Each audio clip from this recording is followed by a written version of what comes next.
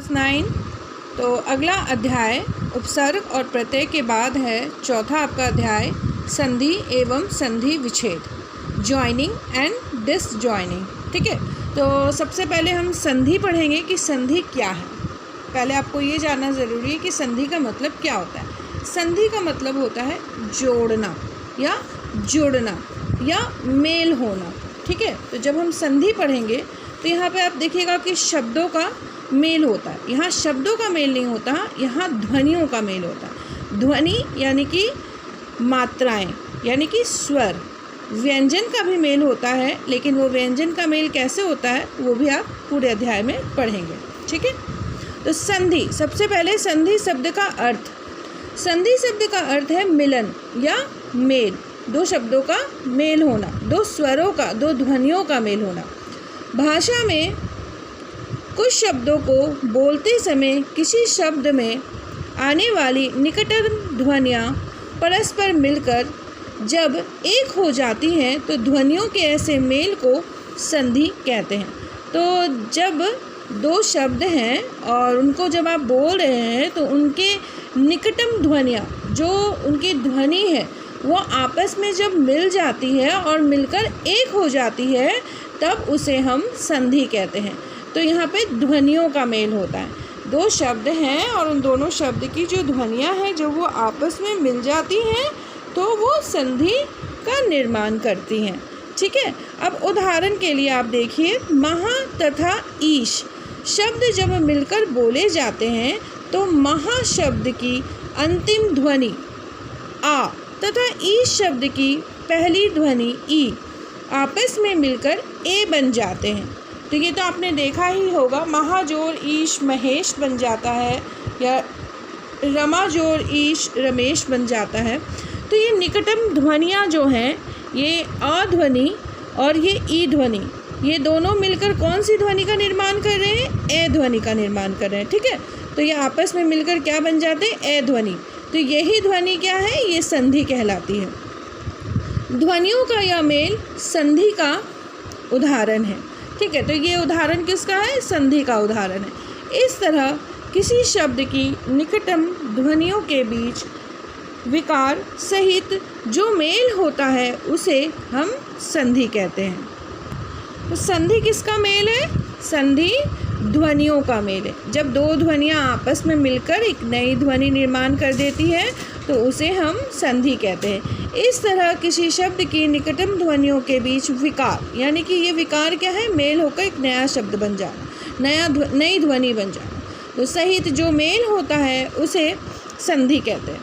यहाँ यह भी ध्यान रखना होगा कि दो ध्वनियों का मेल तो संधि है ही, साथ ही संधि के परिणाम स्वरूप ध्वनियों में जो परिवर्तन होता है वह भी संधि के ही अंतर्गत आता है। तो जब ध्वनियों का जो मेल हो रहा है उसे हम संधि कहते हैं।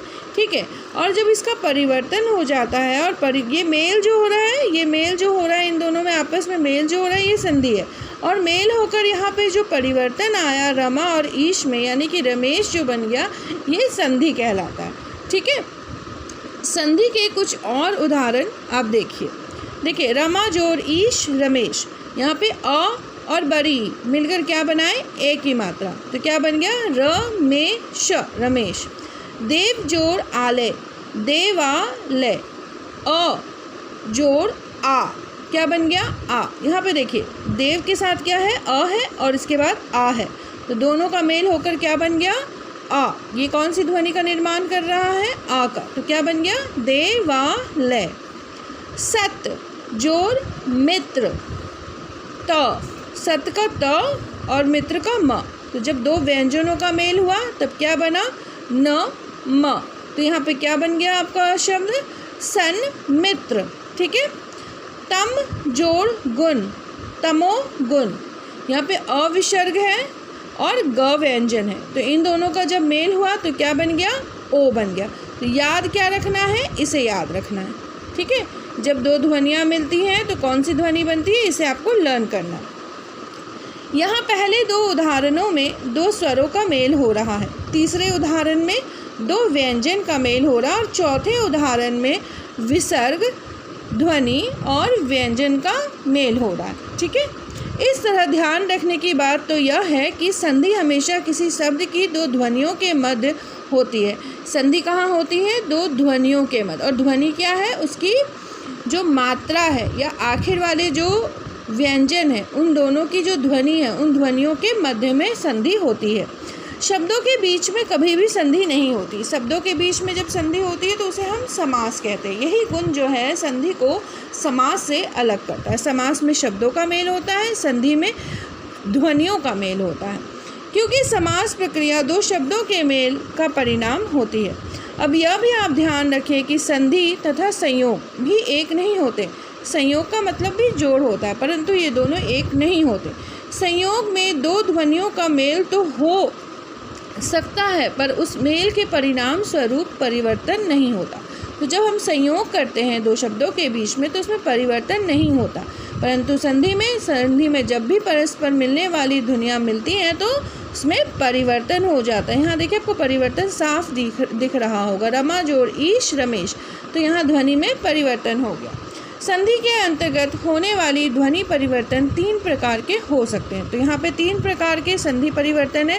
प्रथम ध्वनि में परिवर्तन, द्वितीय ध्वनि में परिवर्तन और दोनों ध्वनियों में परिवर्तन। ठीक है, याद आपको ये सब ध्वनियों का मेल ज़रूर करना है ना।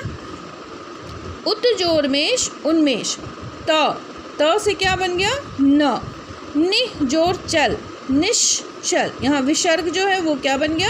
स बन गया। जगत जोड़ नाथ, जगन्नाथ, यहाँ पे त क्या बन गया? न बन गया।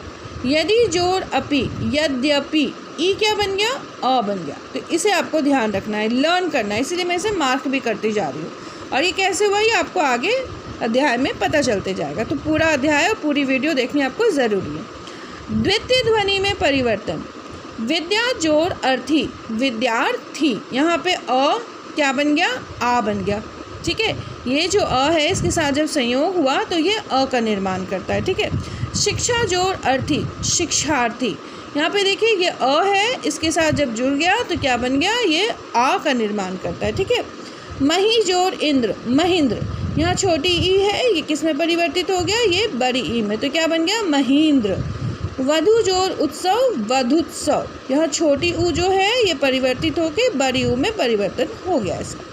इसे भी आपको याद करना है, ध्यान रखिएगा। संधि में आपको ध्वनियों को याद करना आवश्यक है। जब दोनों ध्वनियों में परिवर्तन होता है, दोनों ध्वनियों का किसी तीसरी ध्वनि में जब परिवर्तन हो जाता है, जैसे सूर्य जोड़ उदय, सूर्योदय, अ और ऊ मिलकर क्या बन गया? ओ। कौन सा ध्वनि बन गया? ओ ध्वनि बन गया। महाजोड़ इंद्र, महेंद्र, अ और ई मिलकर क्या बन गया? ए। ठीक है, ये ध्वनि है, ध्वनि परिवर्तन है, इसे आपको याद करना आवश्यक है, तभी आप संधि कर पाएंगे। प्रथम तथा द्वितीय दोनों ध्वनियों में परिवर्तन, उत जोड़ शिष्ट, उच्च शिष्ट, त क्या बन गया? च, और श क्या बन गया? छ बन गया। तो ये क्या है? ये ध्वनि परिवर्तन, यही है संधि। तत् जोड़ शंकर, तच्छ, छंकर, त च बन गया, तलविश्य क्या बन गया? छ बन गया। तो ये ध्वनि परिवर्तन। ठीक है, संधि विच्छेद, जब दो ध्वनियों के मेल को तो संधि कहा जाता है। जब दो ध्वनियाँ मिलती हैं तो उन दो ध्वनियों के मेल को क्या कहा जाता है? संधि कहा जाता है। पर ठीक इसके विपरीत यदि किसी शब्द की ध्वनियों को अलग अलग करके आप लिखते हैं तो वो संधि से पहले वाली स्थिति में रख दिया जाए तो वो संधि विच्छेद कहलाता है। तो विच्छेद का मतलब होता है उसकी जो पहले वाली स्थिति थी आप उस स्थिति में उसको परिवर्तित कर देते हैं। ठीक विपरीत, संधि के ठीक विपरीत क्या है? संधि विच्छेद। विच्छेद शब्द का अर्थ ही है अलग अलग करना। आपको एक शब्द दिया गया है, इसको आपको विच्छेद करना, तो आप इन दोनों को अलग कैसे करेंगे? जो इनकी पूर्व स्थिति थी उस स्थिति को आप ले आएंगे, लेकिन इसे आप अलग करके लाएंगे। नर जोड़ इंद्र, नरेंद्र, दुह जोड़ कर, दुष्कर, ये जो विसर्ग है ये श में परिवर्तित हुआ। अभी आपको मैंने टिक किया है, आपको याद करना होगा। शम जोड़ कल्प, संकल्प, स्वागत, सु जोड़ आगत, स्वागत, सुर जोड़ ईश, सुरेश, सूक्ति, सु जोड़ उक्ति, सूक्ति। ये सारे उदाहरण जो हैं आपको वहाँ पे दिए हुए थे ध्वनियों के मेल से। अब आप देखिए यहाँ पे संधि विच्छेद कैसे होता है। ठीक है, तो ये संधि विच्छेद और संधि ये दोनों अभी आपको मैंने बता दिया। अब इसके भेद हम पढ़ेंगे, संधि, भेद, प्रभेद। तो संधि कितने प्रकार की होती है? स्वर संधि, व्यंजन संधि और विसर्ग संधि।